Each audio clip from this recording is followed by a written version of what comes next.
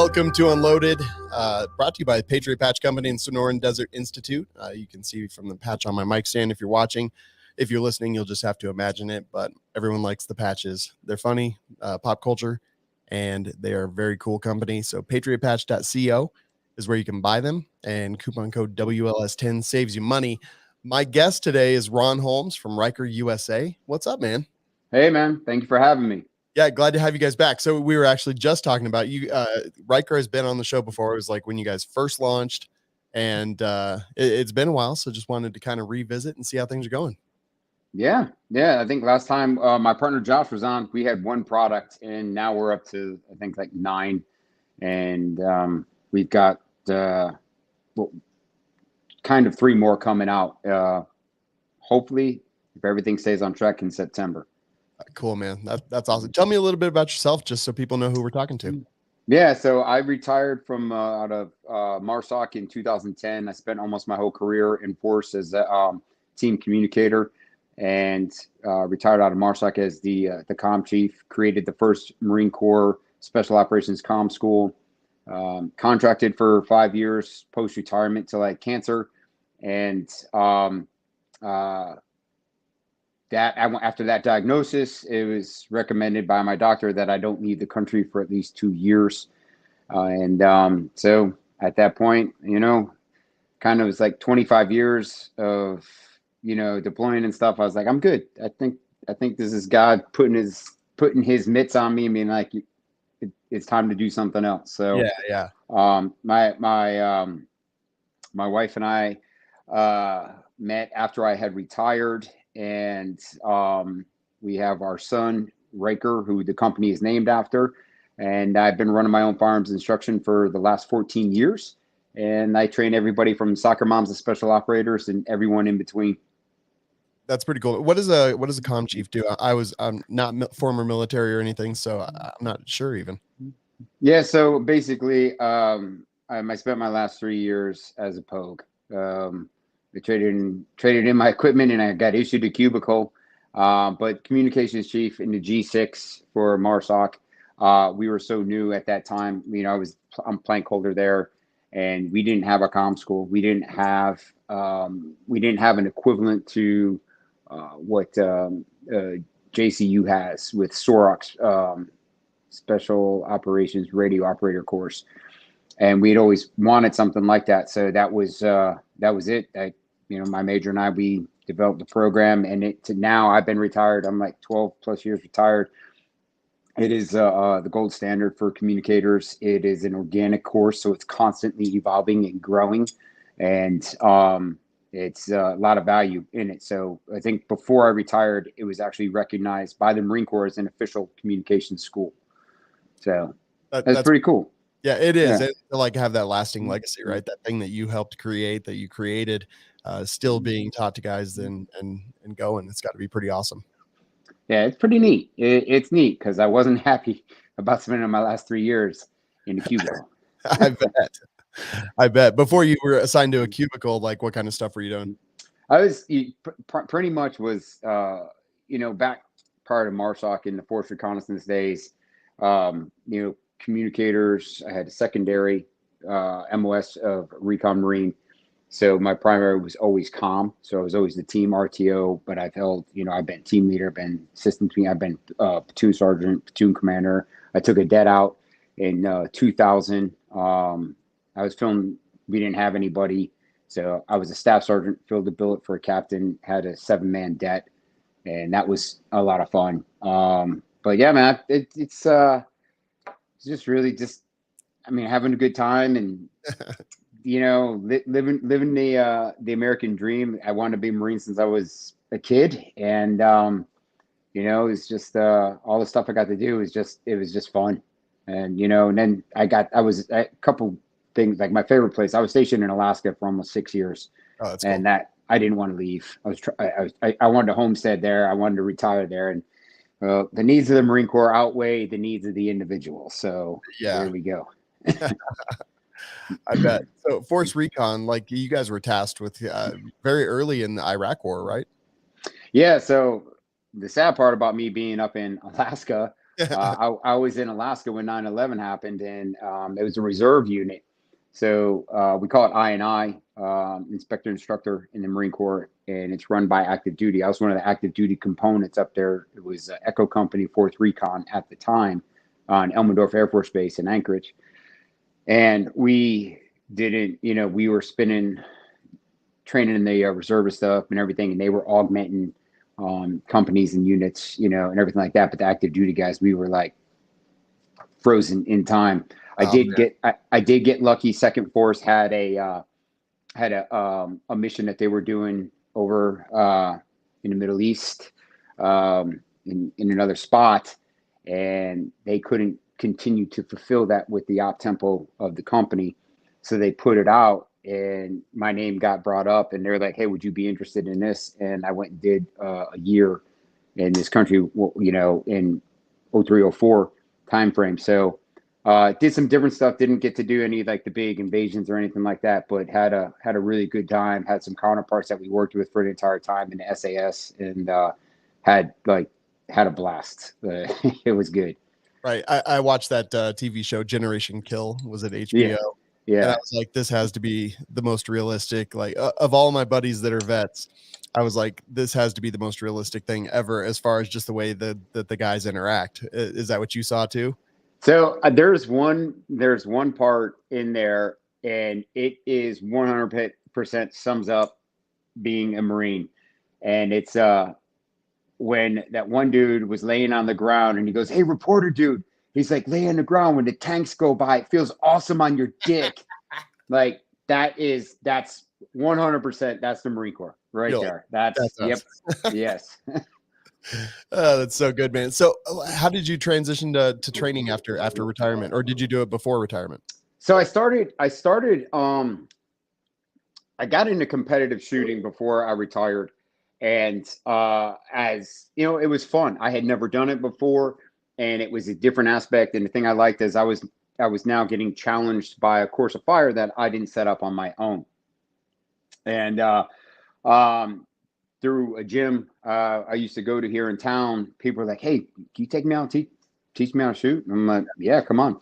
And then just kind of like started gaining. And then I just kind of fell down this thing of like, "Hey, I'll just be a little, local firearms guy instructor here." So now I don't really ever advertise classes. Everything locally is word of mouth. We do run training through Ryker, and that's typically more for the, city, state, federal law enforcement, and some of the local, military units around here. But yeah, I do private clients. I do, I also keep my classes small. I like to keep them about 12. I don't like to go above 12. If we have 12 students, there's 3 instructors out there. I like the classes to be very personal. I want you to feel like you're the only one in that class. And it's important that you've made the investment in yourself. It's important that we are good stewards of your time and your resources that you put into that day. And I want everybody walking away physically and mentally saturated with positive information. Yeah. What part of the country do you do the classes in? I'm in Eastern North Carolina, Wilmington, North Carolina. Cool. Yeah. So I've actually lived here since 2006 and retired here in 2010.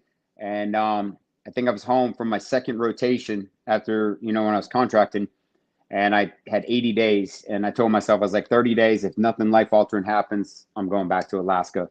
And the third day I was home, I went on a date with my wife. So oh man. Here we are. There you are. No, that's actually very cool. You mentioned briefly cancer. That has to be like pretty rough, because you're a young guy still. Yeah, well, I'm 50 with a 5-year-old. So, but I had testicular cancer at 42, which for the rest of my life will put me at high risk. One of the things that I think helped, and I'll put this out there as like a PSA, guys, if you have a lump, if you even think it is, go. Do not wait. Yeah. I found the lump on Saturday, almost passed out in the shower, like almost shit myself. I knew the moment I hit it when I was washing, I knew what it was. Had an ultrasound on Monday, got the results on Tuesday. pre-op on Wednesday, surgery on Thursday. I was supposed to have been going back over. I was getting ready to actually do my last deployment, contracting, leaving that Friday. And I was like, hey, can we do this when I come back from when I come back from work? And they're like, yeah. They're like, well, when do you come back from work? And I was just like, I'll be back in 86 days after Friday. And they're like, where do you work? And I was like, Iraq.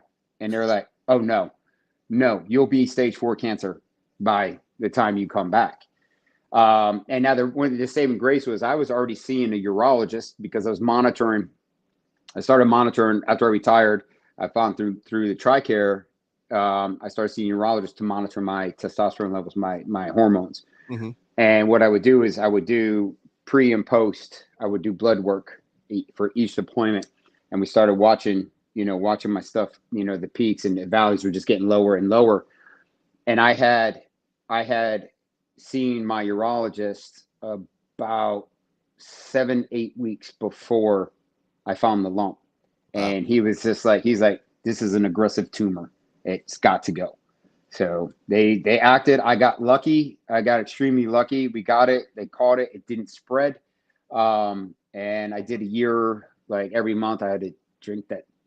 The barium paste. Oh, yeah. And I had to drink that and then do the CT scan and that stuff for a year. And then it back down to like every 3 months. And then it was like 6 months and I'm good. I do a yearly check now. I stay up with my blood work and all that. But, I asked the doc too. I was like, do you think my environment has something to do with this? He's like, look, man, he goes, I can't 100% say it didn't, but I can 100% say it did not help. Yeah. So I bet. Yeah. But, and he said the thing is the thing that led him to believe that it was environmentally caused was because of my age. Testicular cancer doesn't normally, hit men post 36 years of age on average. And, so yeah, but found it lucky. And cool thing is I got another call sign out of it, instructor 1. So I was, yeah. You don't pick them, you earn them. Right. So yeah, exactly. And then the best part of that is I made a man cub on one nut. So nice. There we go. Overachiever. Yeah. When did you start Ryker USA? So right about the time I had cancer, we my partner and I were going up to go see Corn up in Maryland, and he's like, "Hey man, you should like invent something, create a product." I was like, "Dude, I have a notebook of ideas," and I was just like, "I've had some things that I created before that become real before I knew about patents and all this stuff," and I'm just like, I'm sitting on them, and basically it was because I was done contracting. I knew the process because I had we have a mentor who's helped us like the whole step of the way, provided a roadmap on how to take an idea and make it real and make it a patent, get a patent for it. And I told him, I was like, hey man, I don't have the 30 grand to throw at this right now. So, and because I already had a bunch of prototypes I had made and I was using, and I had a couple of my buddies that were using of the original grip. And he was like, hey man, how about you, me and Josh go in, we split the company. We'll back it. We'll get it up and running. And here we go. So yeah, that was about almost 7 years ago. Okay. And and again, it's a time process. Nothing's fast, especially when you're getting into manufacturing, and then especially when you're in a firearm space. But patent writing and again, fortunate. But my partners are MBA guys. They're businessmen. Like I am not. I have become one. I can speak a lot more intelligently about like business affairs and stuff like that. And that's just through osmosis. Just have been doing this now 7 years. Yeah.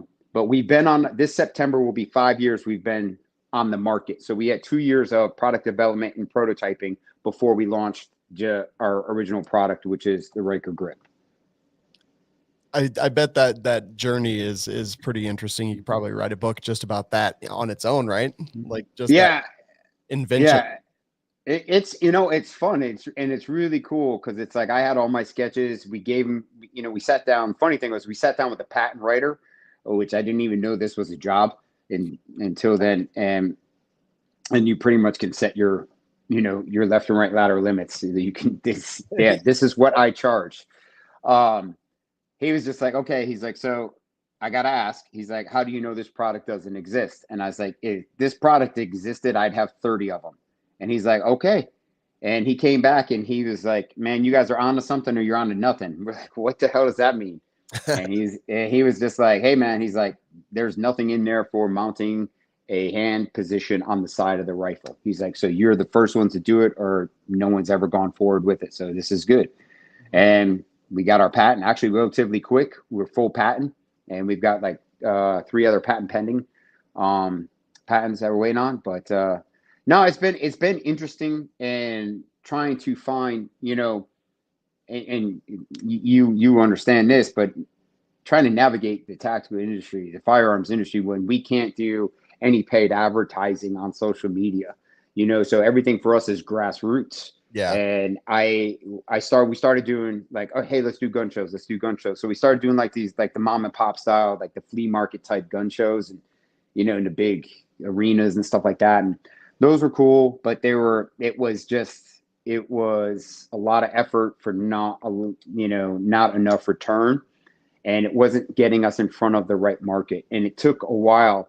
And I would say for the last probably 2.5 years, I've been hardcore doing vendor shows a month. I've created our own vendor shows. We've done a couple at premier locations that we have done and brought in, solid vendors and made it a very personal event for the members of these indoor facilities. Mm-hmm. And so it's just like stuff like that. And then, going to shows and,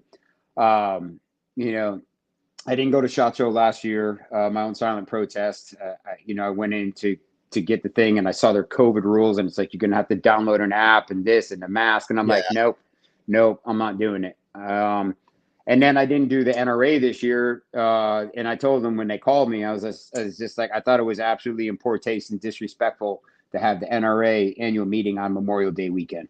And so we didn't go. And I mean, we probably would have been a profitable event. It always has been in the past, but I'm not going to compromise on certain things like that. No, that's fair. But just grinding it out and and spreading the word and running our classes and working. And we're heading up to Maryland to 6-8 training group this weekend, which is right outside of Olin Mills, about 25 minutes northwest of Baltimore. And I'm putting on my shotgun development course that I run, and focusing obviously on the grip and our method of shooting a shotgun. And it's honestly, that's my favorite class to teach. It's so fun. That's actually cool. I hadn't thought about putting the grip on a shotgun. I literally have been working on a shotgun project. I'm looking at it right now across the room. I was like, that might be kind of cool. Oh man. I've been doing a lot of work with Black Aces Tactical. Yeah. And this is their bullpup. There we go. Yeah. With the grip on it. So I mean, it's just, spread that, dude. Magazine fed shotgun that's the way to go. But no, it's super comfortable. It helps with the recoil tremendously. We've run it on semis and pumps. Here's a Mossberg. Oh yeah. So we got our sling on here. So you have the benefit of the sling. You got your retention. That makes a lot of sense. Yeah. So now with the shotgun, traditional pump, right? Yep. You're applying grip strength, right? Yep. To control the slide. Pulling down to manage recoil, and I'm pulling back. So I'm doing all this stuff. Whereas with the Ryker grip, here we go. With the Ryker grip, when I squeeze that trigger, because I already have that rearward pressure. Yeah. So it cuts down that recoil. And there we go. It's just back and forth, back and forth. This one has our DC mount on it, which I've got an Inforce light up there. So you can just reach on up, light it up. And that's handy. Yeah, there you go. But I didn't even think about the shotgun. That's good application. I love it on the shot. Well, we say, heavier to gun, higher to caliber. full auto or suppress, you recognize the benefit instantly. You're no longer holding the weight of the gun up, right? So we shoot Yeah. pistols like this, Yep. right? But then we're going to shoot our rifle like this, or like this, and then we're going to shoot our shotgun like this. So now, if you look at comparison to a pistol stance, take that pistol away, I can shoot rifle, shotgun, and pistol, and I'm essentially in the same body position. Yeah. Right. PPE is towards the threat, nice and smooth. Very cool. So you said something that interested me when you were talking to the patent guy about if it existed, I would own 30 of these. And like I imagine, through your deployments, just kind of like figuring out, hey, this would be kind of that thing. Have you had it go overseas? Have you had it in use by anyone overseas at all? Yes. So in our prototyping, we exercise. What was a saying I heard today? You go to the well. You go to your own well. So we exercised our friends and family network, Yeah. and we're getting prototypes out the door. Some of my guys down here at the Marine Raider battalions, guys in other government agencies, had some guys in SF communities who would go out and gave us amazing feedback on it. We sent one of the prototypes of what's coming next down with our some of our good friends down there. And he was like, "Hey man, this is awesome. This is what we need." He goes, "The cables are too short." He's like, "I can't get it set up." And I was excited about it.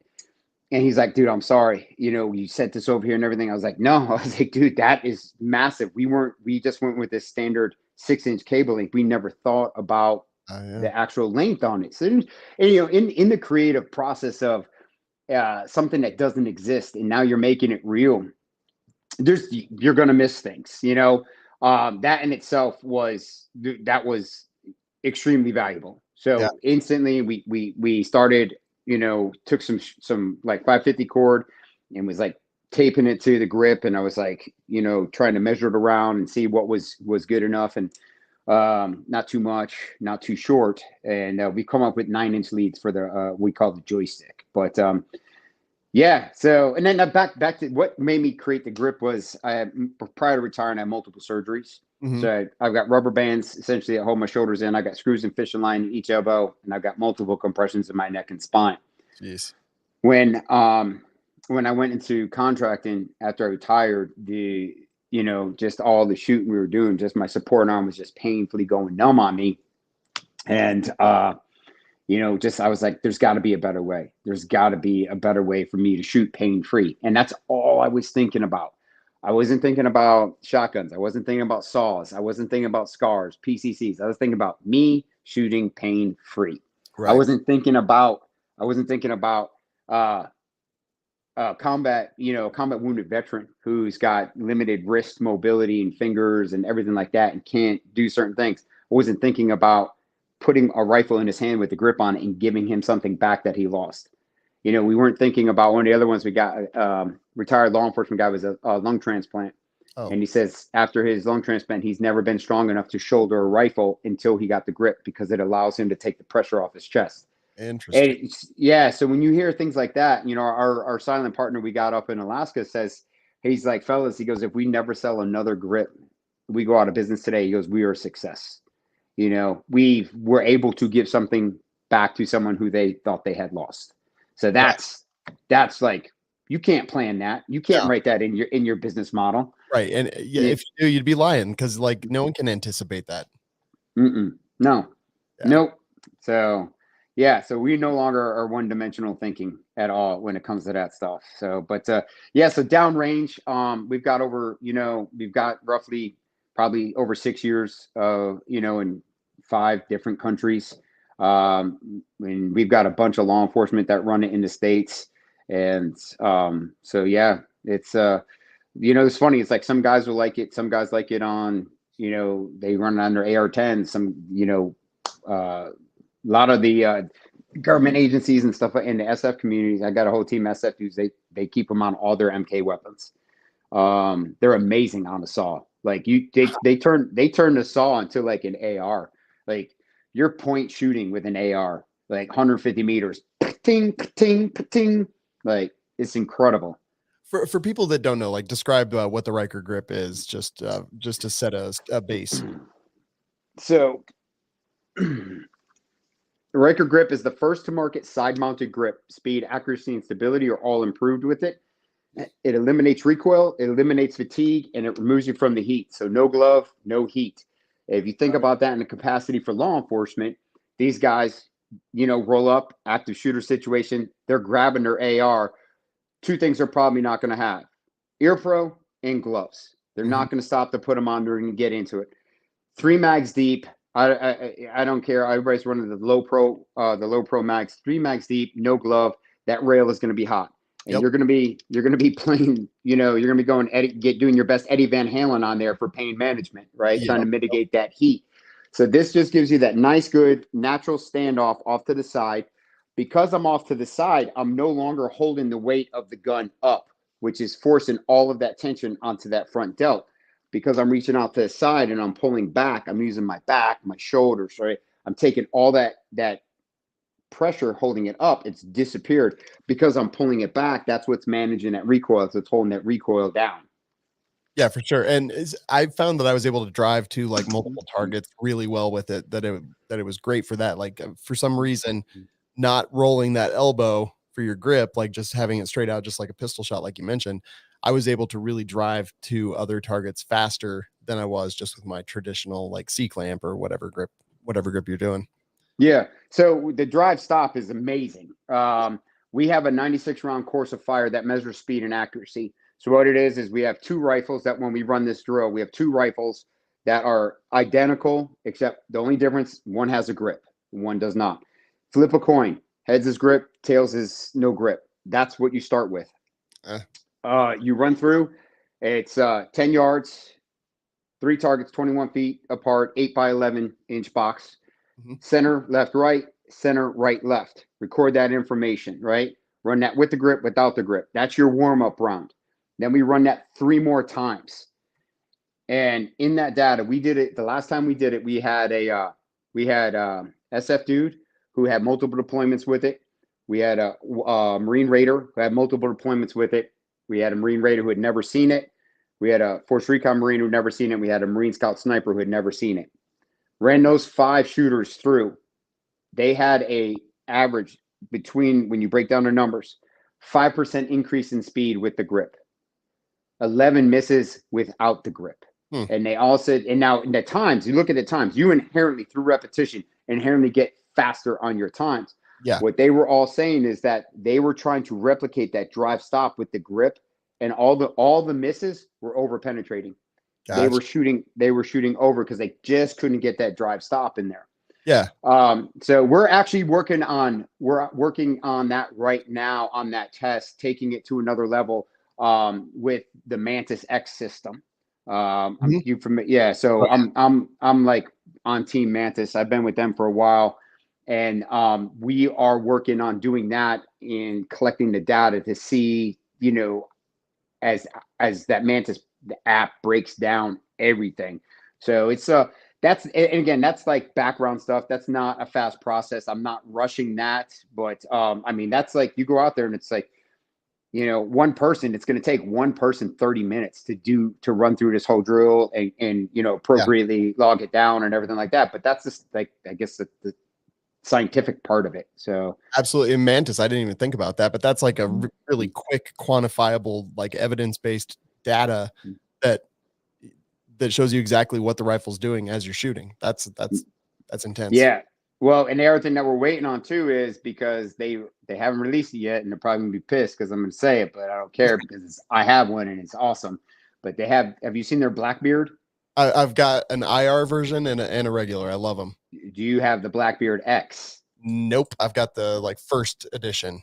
The Blackbeard X is putting the Mantis in the magazine. See, that's awesome. So now it's that. So that's what I'm waiting on for. I'm waiting on them to send me another one. They sent me one of the prototypes, and it is like, it's amazing. That's cool. It is awesome. So yeah, that Blackbeard X, it's coming soon. So yeah. And I'm psyched too because they just moved. They're down in Somerville, South Carolina now. They just moved from, I think, Arizona. So cool. Yeah, that's super close to where I'm at. It's like 3 hours. Easy drive too. Much better than Arizona, much closer. Yeah. You said something else that interested me, and it was that it's like really interesting to navigate the tactical market. Mhm. Talk about some of those like trials and tribulations that you've had bringing the Ryker grip to market. The industry is funny, man. As much as it screams for change, when you present change to it, it's like I don't want this. I don't know what. Why is this different? Right. So we had those hurdles. We understand our product is unique. We understand our product looks different. We always say we like a skeptic. All you have to do is try it. That's it. Just try it. We did bring science, and we have a doctor of biomechanics and urban ergonomics and ophthalmologists, MDs, statisticians, and engineers that helped us in this process. So it wasn't just like, hey, look, I'm retired Marine. It's a good idea. You should use this. No, we actually have the quantifiable data to bring it in. So the big thing, the challenge is you don't want to get kicked off of social media. You can't do anything without social media, but you can't expand. And we got in probably about a year too late once we started all this, before they really started targeting the firearms industry. Mm-hmm. And you see what's happening, like, you see, a lot of these companies the guys are like getting zucked. And like Mike Glover had it happen, Johnny Primo had it happen. And I know Mike Knockout Lights, he had it happen. Yep. And I know other people they've and it's not even on like their Instagram and their YouTube, their assets in PayPal have been frozen. So there's an assault on our Yeah. industry. So as if it isn't hard enough now to do growth and everything. And then, it's almost, and you got to learn things along the way. And I had a friend tell me this years ago, when you go to a meeting, it's not how many business cards you give out, it's who you give them to. Mm-hmm. And, we've given away a lot of product, and that's what you got to do when you're starting and you want to get it out there. I get that. But we probably could have been a little bit more strategic on it. But again, you don't know what you don't know. Right. So trying to navigate the industry, trying to find that, like I was saying, with the gun shows and the vendor shows, trying to find the quality one. Now understanding how to manipulate social media, right, and use that to your advantage, and then try to get a lot of co-branding in, and and start working with other people, and then just getting a couple other like key people with large followings on there, just to give you a shout out, just to give it a fair shake and give it a try. So yeah, and and then having the right person run your social media is also, which that's honestly, that's pretty recent for us to have actually somebody who's not just able to put up good pictures, take good pictures and quality stuff like that, but able to run, but more importantly, in the tactical space, Yeah. understand that it's not just somebody who's good at it, because we did line ourselves with one company to help us with algorithms, email campaigns, and stuff like that, and they had a cookie cutter format, Yeah. but it worked, and they were extremely successful at it, but it didn't work for firearms. So it was, so we've had these challenges as to trying to get that growth, whether it be in followers or, more importantly, reach. And we've recently, we're doing, we've gotten very serious. We've built up a really strong email database, and we're really working big on our email marketing now, like reaching out and being more informative and letting people know what's coming, and I've put, mentioning where we're going to be training at and stuff like that on there. We're upgrading all of our content on YouTube. I've got a great media company here that is just, it's actually Marine owned. So that makes it extremely easy when we go to the range, and their videographer, this kid is amazing. He is super talented, and he's just getting better. That's cool. So, yeah, but just, I mean, it's a grind. I speak at a lot of veteran organizations about being, I call it a veteranpreneur. Mm-hmm. And one of the things is, like I said earlier, is like, you don't know what you don't know. And then the other thing is like, everybody thinks like, oh, dude, you got your own company, man. Like, oh, you got to be killing it. But like, dude, I tell them, I was like, when I was a master sergeant and I was working in the head shed, I was like, it's like, who takes out the trash? Master Sergeant. You know who sleeps the floor? Master Sergeant. You know why? Because there's 15 Master Sergeants. And Right. so all I am is a glorified corporal. All I am is a glorified E4. Like that's it. It's like when you own your own business, you take out the trash, you answer the emails, you are doing these things, and it's a grind. Yeah. And you know, it's to me, it's fun. I'm fortunate. My wife has worked from home for the last 10 years. She's all super supportive on this. And it's just, you know, that aspect there has allowed me to be the road warrior for the company. Both my partners actually have real jobs. Hmm. You know, and so they don't have the freedom of movement that I do. And I'm, you know, I'm totally like down to just go hop on the road. Like I'm heading up to Maryland on Friday to teach that shotgun class. Yeah. We've got I've got vendor show in September. We got training with the federal agency October and November. So it's just like, and then November I'll be in Florida at the International SWAT Roundup in Orlando, Yep. which is that's a good event. That is amazing. Like it's like CrossFit games for SWAT teams from around the world. Right. I've seen video and pictures. It seems pretty killer.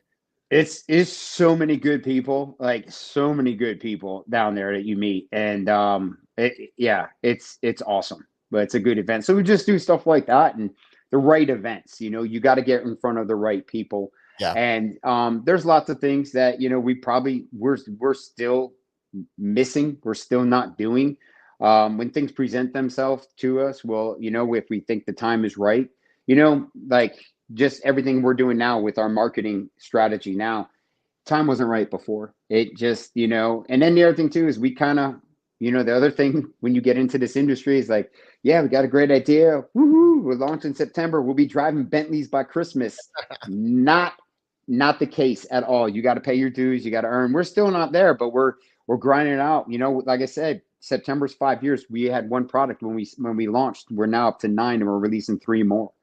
So just trying to remain forward thinking, forward innovative, and like our motto is the progression of tradition. That's cool, man. You know, I will say I used the Ryker grip very early on. I liked it. I thought it was effective. Anytime you would post a picture, people would talk shit. They're just like, they never used it. There's like, oh, that looks dumb. And I'm like, yeah, but like you never used it. Like, how do you battle that? Or do you even care? Like, does it even matter to you guys? So, early on, that shit hurt. Oh, like, yeah, dude. It stung, and it's kind of hard to not take it personal, right? And you have to sit there. But I think one of the things that helped, two things. Mike Mahalski, Sons of Liberty Gunworks. Yep. Mike and I were talking, and he goes, bro, he's like, the internet is full of hate. He goes, this is gonna sound really off. He goes, but you need to embrace it with love. He says, come at them with love. He goes, engage with those people. Start a side conversation with them, right? Get them out of the box. Have them tell you why they don't like it. And we spent a long time, the first few months, we spent a long time doing that. And then I started after a while, I was like, okay, cool. I had to look at where I'm dedicating time. Mm-hmm. And I heard Joe Rogan say it, and he says it all the time. Don't read the comments. So true. Fire and forget. Just boom, put it out there. I got, you know, I mean, I'm on my computer, I'm on my phone enough. I don't need to sit there and go back and forth with somebody who is probably, you know, I don't know, an airsofter. Nothing wrong with airsofter, but they're coming at me like they're from, you know, from Dev Group, right? And I'm just like, I don't have time to go back on that because that's time I'm taking away from, you know, teaching my son about geography and how to shoot and how to do a pressure, you know, a pressure dressing and all these other things. And it's just like, you got to manage your expectations. You got to manage your time. And I believe in what we're doing. I believe in our company. And if you don't, and we say it's not for everybody, you know, that's fine. It's not for everybody. All you gotta do is try it. If you try it and you like it, if you try it and you don't like it, that's cool. You should try it. But don't sit there and say, oh, it's dumb, but what you said without trying it. So yeah. And I'll tell you now is like now I think we just hit a point where now I think we've gone through a lot of that. I don't honestly even remember the last time Um, it's been a few years since we've seen like anything like That's cool. slanderous, super ridiculous or anything like that. But yeah, no, early on that stuff hurt. I bet, man. People are like brutal on the internet. I remember when we were posting like pictures and videos of it when we had you on the show the first time. It was like, why don't you shut the fuck up, idiot? Like, because you've clearly never used it. But yeah, people just the internet makes them tough, and it's just the way it is. You said you got 9 products now. Like, where did you guys go after after the Ryker grip? Yeah, we can't call it that. We actually, when you said Fist, that was funny. When we launched, it was called Fist, and like we launched in September. We were at the IV 8888 range day event. I remember, and we got a call on the phone from this company, and they were like, "Hey, we trademarked Fist as an acronym for a pistol accessory, and your product is hurting our sales." We're like, "We've been on the market 10 days." Like, so basically it came down to our attorney was like 30 grand. It's like 30 grand to go to court and win and tell them whatever you want to tell them, 30 grand to go to court and lose. So we're like, you know what? Let's just change it. And we call it the Ryker grip. Yeah. So I actually wondered if I was remembering incorrectly, because I saw Ryker grip everywhere, and I was like, I thought it was called something different, but I just didn't want to mess that up. Yeah. So we did, instead of fighting it, and then we're just like, because none of us were really like, we were all like, oh, Fist grip sounds cool, and then we're just like, this guy did us a favor. So, but so what came next was our direct M-lock mount. So the grip still comes with your traditional Picatinny mounting bracket. Yep. And that just has to do with manufacturing. So we have our accessories. So we've got the short post and the long post version for the direct M-lock mount. And this is because the Ryker grip uses that castle nut system. You can see on here, we have the Ryker logo on there. So it doesn't matter if it's short post or long post. As long as that Ryker logo is up, left or right-handed shooter, the grip is always going to attach exactly how you want. This is what we came out with next. These have been really good. They give you a little bit lower profile to the rail. Majority M-lock is dominating the market now, the M-lock concept. The long post gives you about a quarter inch longer height for standoff. So guys with like really, really big hands, they can really get it around. Now, we had a guy hit us up the other day, says, "I love your grip." He's like, however, he goes, "I legit have bear paws." And he sent us a picture. Dude, the grip looks like this in his hand. Like, this dude's hand is so big, and he's just like, it's too small. And I'm like, this is, in 5 years, dude, this is the first time we've heard this. It's too small. Crap. We've heard it's too big. We've never heard it's too small. So we're working on some options on that one. But so then that came, and one of the things that we like to say is if you it's on here. If you we have an email address, ideas@rykerusa.com. If you have an idea, if you have something that we can make our product better, or you have something that you want to collaborate on, and we partner with you, and we make it real, we're going to name it after you. So our buddy Doug Curtis came up with we call it the DC mount, and he had sent us a prototype, and this is honestly took us longer to create this than it did anything else. So the DC mount, what the DC mount does is it mounts in between your rail or your Picatinny or your M-lock option. It goes in between the mount and the grip, and it gives you a flat piece of Picatinny rail right here that will allow you to operate your device. Just easily put your thumb over. Now it'll work with the fixed light. It'll work with a pressure pad. It'll work with a hot button. This has been our go-between until we release what we call the joystick, which I'll show you here in a minute. But yeah, the DC mount. Now, when we came up with it, we wanted to try to keep it ambidextrous, and this was the hard part, was trying to keep it ambidextrous to keep it easy. And we could not come up with a design that was cost-effective, or more importantly, not overly complicated and strong enough. So this is side-specific. So when you order the Ryker grip, it is left or right-handed shooter. So if you're a left-handed If you order right-handed shooter, it's going to come so it fits in your left hand, and vice versa. Yeah, yeah. The one thing too that we've added on here, and I'll come in closer so you guys can see, but see these little clips right here, they're on the outside and on the inside, and this is a cable management system. So if you're running that wire, so you can clip your cable in here to just help stow that excess cable. Now the DC mount left or right-handed shooter will come with a longer horizontal set screw. And the reason is that you're getting, it's putting you out a little bit further. So you just remove the factory set screw that came with the grip and then use this one. We've got a couple of install videos about that on our YouTube channel. The other thing that we've got coming really soon, we're releasing, we haven't released these yet. We've only been, if you've been to a couple shows, you've got them. This is our cable guard. This is our cable management system. And these come in a 3-pack.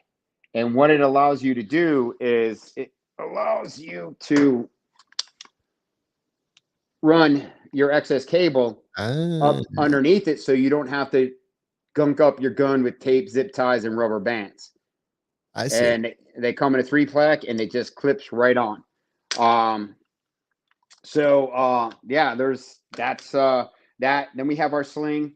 Our sling is right now is made with a 550 cord, comes in OD, FDE, and black.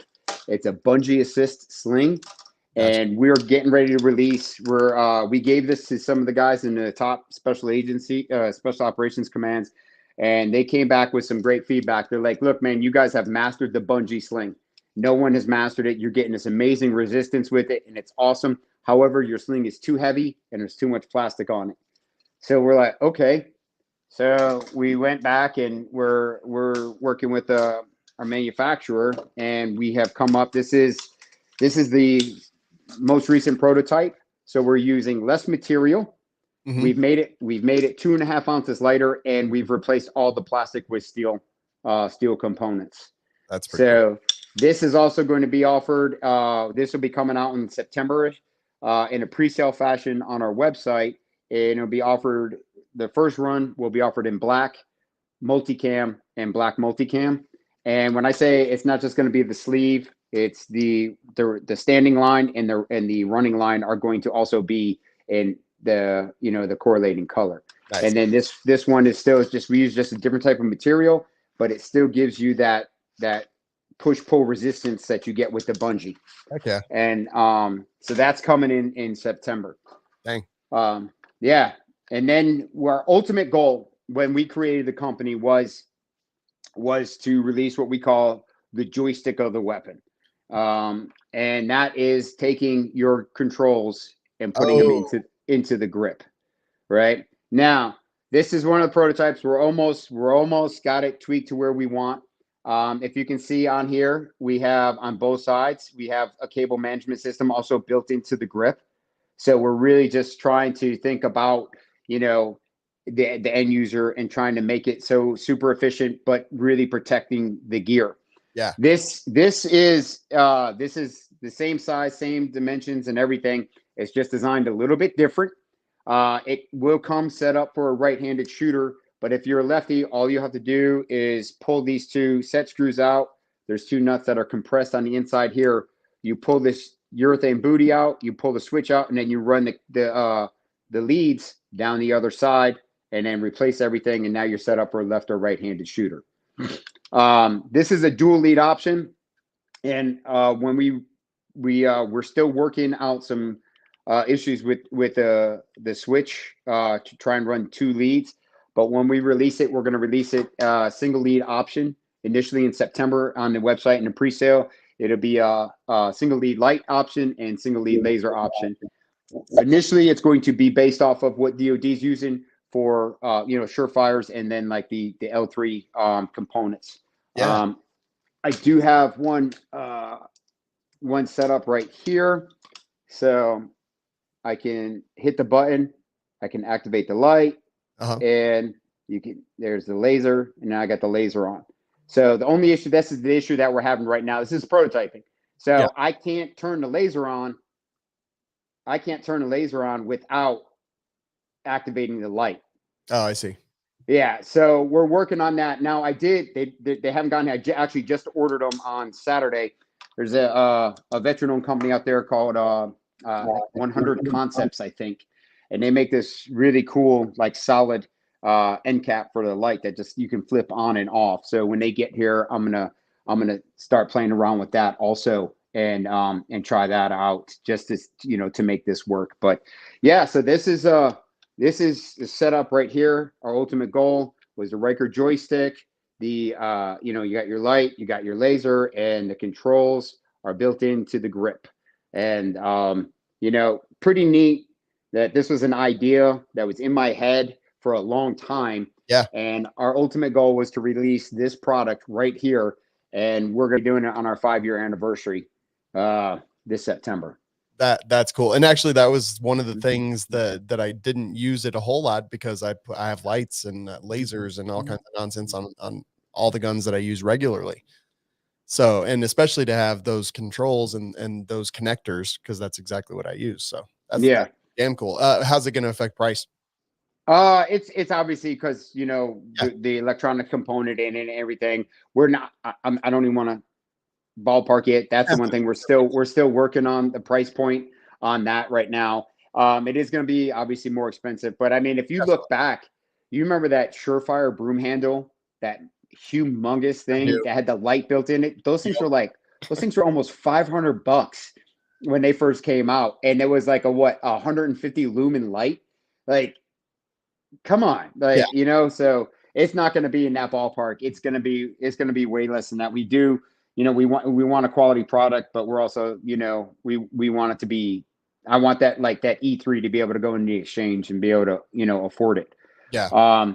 I tell you too, is one of the things that with the single lead, we've been talking to a lot of our friends in, special operations, communities, arenas, and a lot of them they're going one or the other. And most of them are just going lasers now. Very few law enforcement departments are running light and laser, but a lot of like the higher end guys, they don't even put a light on their rifle. I know. I just was talking to Don Edwards and John Dufresne, and they were like, yeah, if it doesn't have a good illuminator. And I was like, why does it have a good illuminator? And they're like, because we don't run lights. It's just a laser. It's just the laser. And I was like, oh, okay. Well, I guess I'm a fag. I don't know what's going on. Yeah. So, I mean, but again, that's like that. I like to call it the evolution of warfare, right? So that's just these guys, we're still in the fight. Yep. It's funny. It's like, dude, I'm 12 years removed. I'm more a salesman than I am, an active, force reconnaissance Marine, so it's just like, yeah, so these guys that, and you got to listen to them. And then I'm fortunate where I live, I have access to a lot of these guys. And when I run my classes, I pull out of my network and always have usually have a couple raiders out there who are my assistant instructors. So you get a little old school, new school vibe in our instruction, which is really, really puts a good product out there. But yeah, through all that, it's helped us make these, decisions. We're doing single lead, dual lead. I want dual lead. I want that. I want us to perfect it, but it gives us something else to continue to work on. Right. Because I mean, the difference here, like consumers can afford like the D-Ball i2 or the Hollow Sun or something like that under $1,000 IR light. Whereas we're not necessarily going out and buying like malls and things like that have the really good illuminators. So having that lead for like consumer grade, at least, I think is a solid move. Yeah. So that'll come initially. It'll be light and laser. It's single lead option only, but we're working it. It's going to come. And yeah, whether I got to start figuring out how to make switches myself, we're going to make it happen. But that's cool. And then so I mean, all the cool thing is that all this stuff works together, right? So will you be able to have like the DC, the joystick, and then you could like mount your light on top of the DC, have the joystick run your cable management thing to run all the cables. Like they all work together and it would work like that, right? Yeah. I mean, Josh and my partner, Josh, actually was like, hey man, he's like, we could just have them use it, offer it as a DC mount with the light and then have just this run in their laser.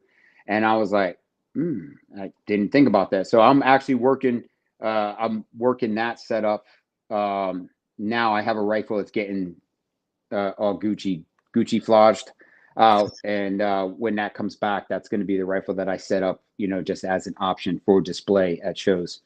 But Cool. yeah, that's one of the things. Yeah, Josh actually brought that up. I wasn't even thinking about that, but yes, everything, all of our stuff integrates with each other. And the only thing that is going to be standard off the market is going to be the connections for leads, Heck and yeah. we're basing that off of what DoD uses. Yeah. Well, and the reason that I talk about like using the DC is because on some of the guns that I have lights and lasers on, like there's very limited real estate. Some of my MP5s, like it's a struggle to get all the stuff that I want and need, but having that extra real estate where I could just throw that light instead of an Arisaka mount on the other side, like I think that's smart. I think that I would use that personally. It's good stuff. Nice. Man. Yeah. Well, so when's the expected time for this stuff to launch? Pre-sale, yeah. So get on our email list. Mhm. Just go to the website and sign up, and it's going to be. It'll go out in a couple email blasts. We're going to, leading up tease and let you know when it's coming. But it's going to be mid to late September when it'll be available in a pre-sale, probably for about 6 weeks, and we'll promote that way, and then that's going to give us the I think our initial litmus test on our production, on how we're going to, on manufacturing, on Right. which avenue we're going to go. And then we're just going to, then we'll release it probably, end of October, early November, and run it through a holiday sale, a holiday special. And then, come first year, put it back to normal price. That's really cool, man. I'm stoked, and I'm glad that you guys are still out there kicking. This company, or I'm sorry, this industry does like eat companies alive, and just that you guys are not only out there still doing it, but you're thriving, you're putting out new products. I think that's kick ass, man. Thank you. Hey man, it's fun, and I don't have to grow up. So Exactly. I'm still 15 mentally. yes. I just ordered I built this new pair this red, white, and blue pair of Air Force Ones on Nike's website, Nice. and they showed up the other day. I put them on, and my wife, she's like, "Are you ever not going to be 15?" And I'm like, "No." And Nope. I was like, I want to order a pair for Ryker because he likes them. He's trying to wear them, so it's like, yeah, he and I, we got matching Jordans. We like Nice. it's awesome. Oh, that's kick But ass, yeah, man. I'm not growing up. No. It's not worth it. It's not worth it. No. Badass. Where can But people find everything and sign up for the email list and keep up with all the cool social media stuff and order the Ryker grip and accessories? yeah, man. So RykerUSA.com, RYKERUSA.com is the website. On there, you can sign up get on the email list. Instagram is Ryker USA. Same on Facebook and YouTube. We pretty much post through Instagram, and I think it automatically goes up to like Facebook and Twitter. When as Bill Belichick says, I'm not on TalkFace. TikTok, we're not on that.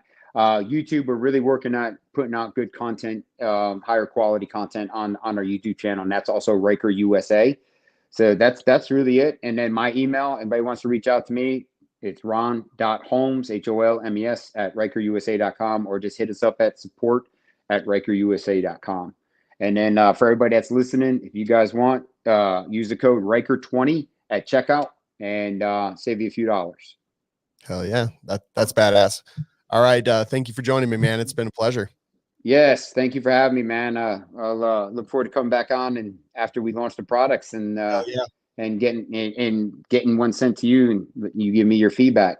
definitely. I can't wait, man. I'm really looking forward to it. For the listeners, go check them out. Ryker USA everywhere, pretty much. And don't forget, Sonoran Desert Institute helps support this show. You can go to sdi.edu, whether you want to learn how to work on guns, become a gunsmith, whatever it is. It's an accredited university that you can do from the comfort of your own home and workbench. And it's, again, sdi.edu. And I will talk to you in the next episode.